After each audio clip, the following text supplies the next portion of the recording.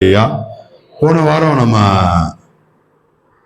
இதே வசனத்தை தியானிச்சோம். 1 கொரிந்தியர் 10வது அதிகாரம் 31வது வசனத்தை நம்ம தியானிச்சோம் போன வாரத்துக்கு முந்தின வாரம்.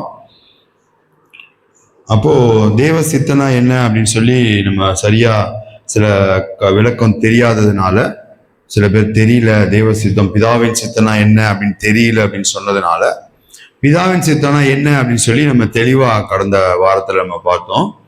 அதாவது என்னை நோக்கி கர்த்தாவே கர்த்தாவேன்னு நீங்க கூப்பிட்டாலும் சரி, அற்புதங்கள் அடையாளம் செஞ்சாலும் சரி, பிசாசுகளை விரட்டினாலும் சரி, என் சித்தத்தை பிதாவின் சித்தத்தை நீங்க செய்யலைன்னா பரலோக ராஜ்யத்துல பிரவேசிக்க முடியாது, என்னை விட்டு அகன்று போங்கள் அப்படின்னு சொல்லி ஆண்டவர் சொன்னார். அப்போ ஒரு பிசாசை துரத்துறதோ தீர்க்க தரிசனம் சொல்றதோ இதெல்லாம் சபையில நடந்தாலும் பிதாவின் சித்தம் இல்லை அப்படின்னா, பிதாவின் சித்தத்தை செய்யல அப்படின்னா பரலோகத்துக்கு போக முடியாது. அப்ப பிதாவின் சித்தனா என்ன அப்படின்னா, இதெல்லாம் செய்யணும், ஆனா அதுல தேவன் என்ன செய்யணும், மகிமைப்படணும். நேற்று பாருங்க, மெடிக்கல் ஷாப்ல நான் வாங்கிட்டு பைக் எடுக்க வெளியே வரும்போது பார்த்தீங்கன்னா அந்த இந்து கடவுளுடைய அந்த ஊர்வலம் போயிட்டு இருந்தது. சாமியாருங்க எல்லாம் போறாங்க, அந்த விக்கிரகத்தை தூக்கிட்டு போறாங்க. தூக்கிட்டு போயிட்டு இருக்கும்போது ஒரு லேடி ஸ்கூட்டி எடுத்துட்டு வந்து வேகமாக அந்த மெடிக்கல் ஷாப் ஆனால் கரெக்டாக என் பைக் பக்கத்துலேயே நிப்பாட்டினாங்க. நான் வண்டியில் ஏறலான்னு உட்கார, பைக்கை நிப்பாட்டின அடுத்த செகண்டில் ஆட ஆரம்பிச்சிட்டாங்க. ஆடினா டான்ஸ், ஆனால் பயங்கரமான டீசெண்டாக இருக்காங்க பார்க்கறது, நல்ல நகைலாம் போட்டுருக்காங்க.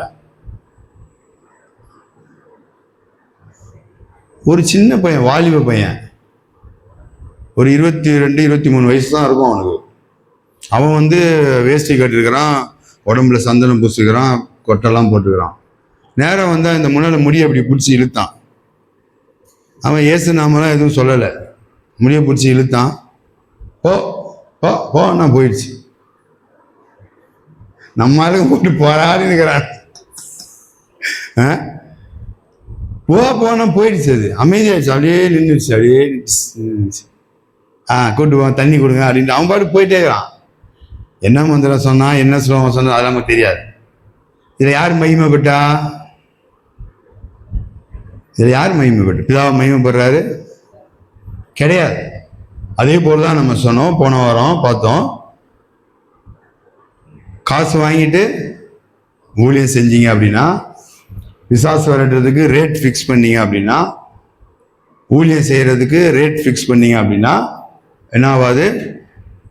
ஆண்டவர் நாமம் மகிமைப்படாது.